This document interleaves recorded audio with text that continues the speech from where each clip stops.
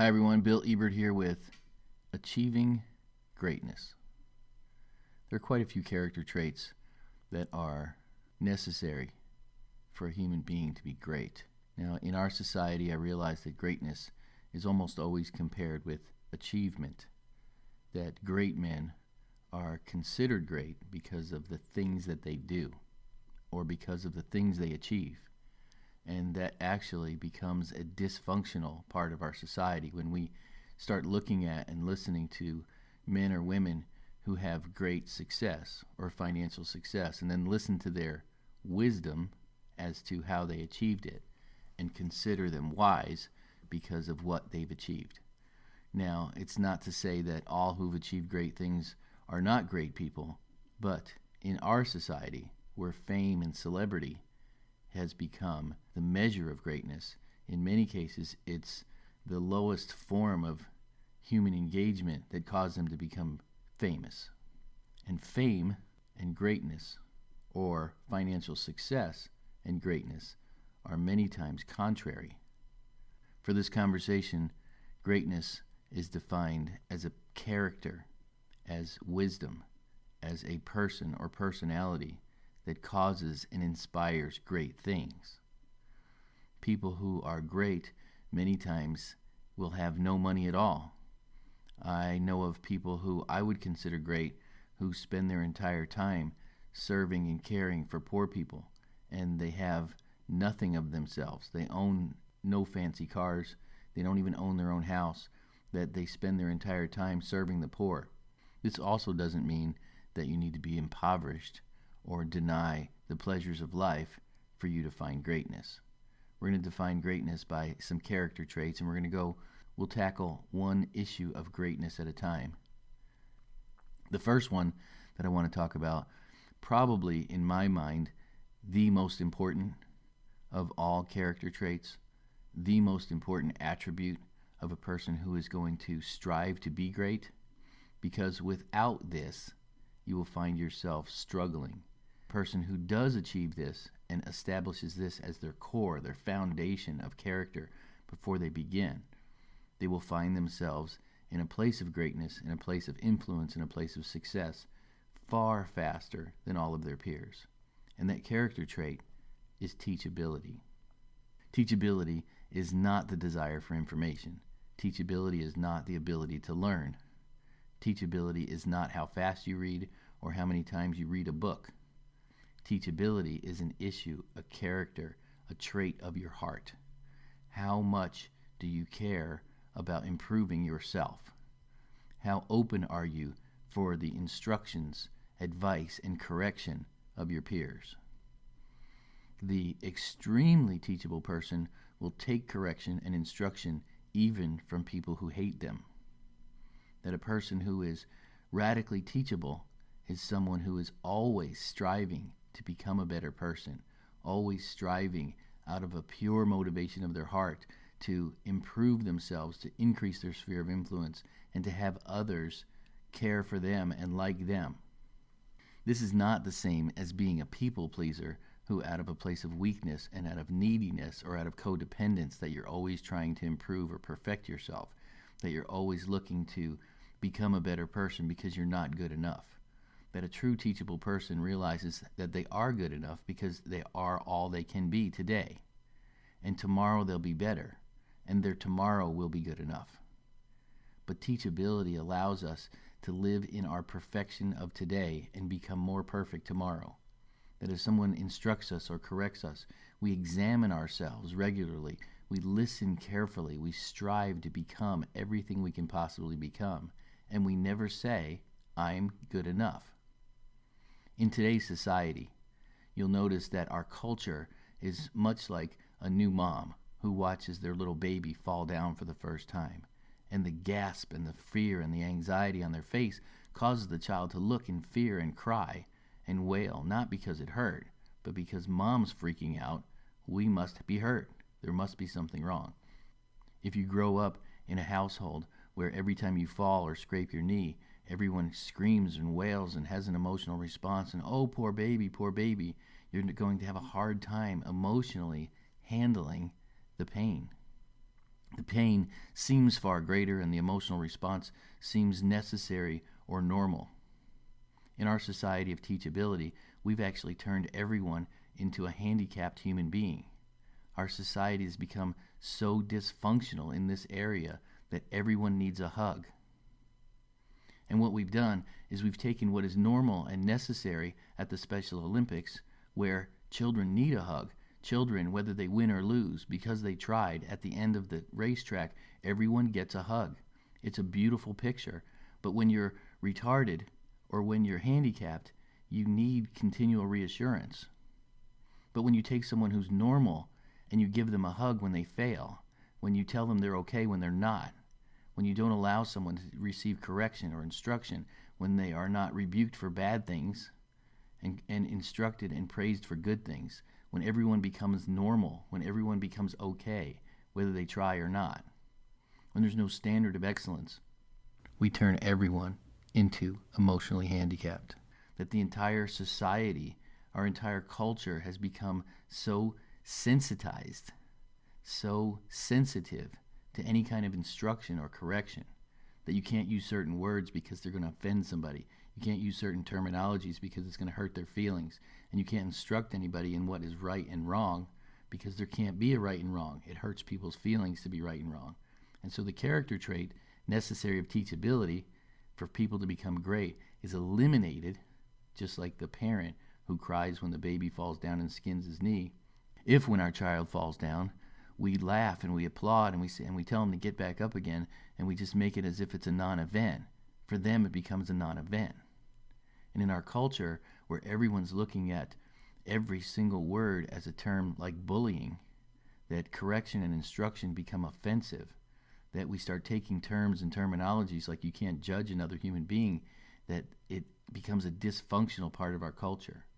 That if you were to instruct anyone on right and wrong, they misquote the scriptures and say you shouldn't judge me, because our culture has become so dysfunctional that there is no longer right and wrong. And in that culture, we eliminate teachability, that everyone becomes sensitive to their skinned knee. Everyone becomes a little baby in the minds of those in their community and their culture. And if you become unable to be corrected, unable to be instructed, people leave you alone and don't expect you to ever grow into leadership. So many times we sit outside the circle of influence, outside of the boardroom, and outside of success, because we're not willing to become the type of person that the rest of the community will accept as leader. So let's talk about leadership styles in the business place, in the workplace, and in family. I want to talk to you a little bit about the types of personalities that are unteachable and the different reasons. And you probably can find yourself, if you have any level of unteachability in you at all, some of the reasons that you might find yourself in an unteachable scenario. So the first one in our profession is the unteachable rich. The unteachable rich is someone who's made a tremendous amount of money, has a tremendous amount of influence, and finds themselves believing their own press, finds themselves believing that what they believe to be true is true. Otherwise, why would I be rich? And they just automatically assume. A lot of people help them with that belief system because most of society believes that to be true, that if someone's wealthy, then they must be wise. And from my experience, that's the farthest thing from the truth. I know a tremendous number of people who are successful in external, in profession, or in wealth, who don't have a clue as far as wisdom and taking care of people and mentoring human beings and the things that matter. So even though people can be successful and wise, they are not necessarily connected together. So if you find yourself in a place of success, any measures of success at all, don't assume that the things you believed are the things that got you there. That we, the experts, the learners, the masters of either a profession or an industry or a skill, it doesn't mean that there isn't a better way. It doesn't mean that what we understand is true, even if it worked. So the effect of productivity doesn't mean that there isn't a better way. And we can find that in industry, we can find that in history, that there have been people through many generations of improving a process that seemed to work fine for your grandparents, but now we know a faster and a better way. So always be improving, always be learning, always be looking for someone in your midst who hasn't reached the level of success that might have a better way. Number 2, the unteachable wounded. This person is far too common in our communities and in our society. It's the person who's still living out of the little boy or the little girl who was beat up on the playground or talked down to by their parents or by their older siblings, or had some kind of trauma in their life that caused them to be insecure or wounded. And from that point on, continues to treat every form of correction as if it were abuse. The wounded, unteachable, are very hard to teach. They're very hard to correct. They're very hard to instruct. And even with the mastery of communication, they sense any form of correction or instruction or improvement in their life as a negative, as a form of rejection and a form of pain, because they're living out of that woundedness. And if a person doesn't grow up and grow out of those things, there's really nothing that you can do to help them. We teach in many of our techniques and tactics on how to use a praise sandwich, to applaud someone, to celebrate them, and to look into and call out their destiny. And even with a tremendous amount of praise and with confidence and encouragement, that person still detects any form of correction or instruction as pain. If that's you, you need to go back into your childhood, into your memory, and realize that that's what you're doing, and start embracing correction and instruction. Start embracing the things that are seemingly painful, and realize, you have to come to the realization that correction is not a bad thing, that you being imperfect is not a bad thing. And the emotional psychology that some people have in that arena keeps them bound for their entire life. You do not have to live as a 9-year-old wounded child. You can find yourself free in this arena, but you have to work on it. Next is the unteachable proud. The unteachable proud you see in many different areas of life. The person who believes their own press just because they believe their own press. And in many cases, it's coming out of a place of weakness, that they're covering up. That pride is in many cases covering up fear. It's covering up an insecurity. And so they boast themselves, they puff their chest out, and they believe that their press is exactly as they say it is, that they want everyone to acknowledge them and applaud them, and they need everyone to believe exactly the way they believe.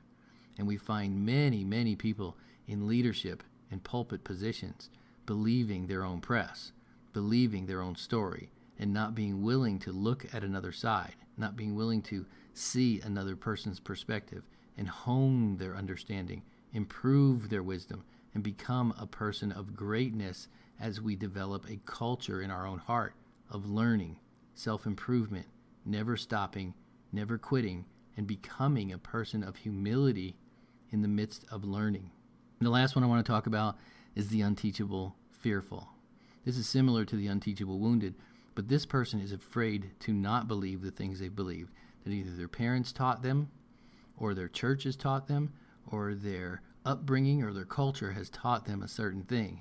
And they're afraid not to believe it because they believe that the things they were told and the things that they understand have to be true, or their whole entire life becomes unraveled, that they emotionally have married an idea or an ideal or a culture, and that they're afraid to embrace new truths. They're so afraid of the falsehood, the cult, as it were, of misinformation, that they are perfectly comfortable living in a lie. So in their very fear of embracing a lie, they will continue to hold on to a half-truth. The person who's afraid of learning and growing and having new information will never, ever be a person of confidence, because people can detect that. People can detect the reasons and the motivations you do things, even if you don't say it out loud. That our motivations are weaved in our words, are weaved in our intent and our communications with other people. So to become teachable, it requires a heart of humility. It requires a heart that is fearless. It requires a person who is poor in spirit. And it requires a person who is healed. So it changes you from being the wounded, wealthy, proud, and fearful human being, that if those are your core motivations for unteachability, that we develop a new culture and a new idea. The last reason, and one of the most prevalent, is a culture of unteachability. That the very idea of pointing out a wrong becomes a wrong. that in our culture, right has become wrong and wrong has become right. Or in other words, good has become evil and evil has become good. And in far too many places in our society, to correct or instruct someone is to be judgmental or critical or mean. And in reality, when we want to help one another become great at anything that we do, we're going to need those character traits. We're going to need instruction and correction and improvement. Just like it is with karate or with a gold medalist or anyone who wants to achieve great things, they have to change that mindset and become coachable, become coached. And in certain arenas, it seems to be perfectly okay. But in life, our culture has deemed those things as negatives. And we need to change that idea and realize that life is about coaching. It is about improvement. It is about achievement. It is about greatness. And we can take that in every single arena of our life. That as a parent, you can learn from your children. As a husband, you can learn from your wife. And as a boss, you can learn from your employees. Don't allow the culture of pride and stubbornness keep you from becoming a person who is a student of everything. Become teachable. Become great.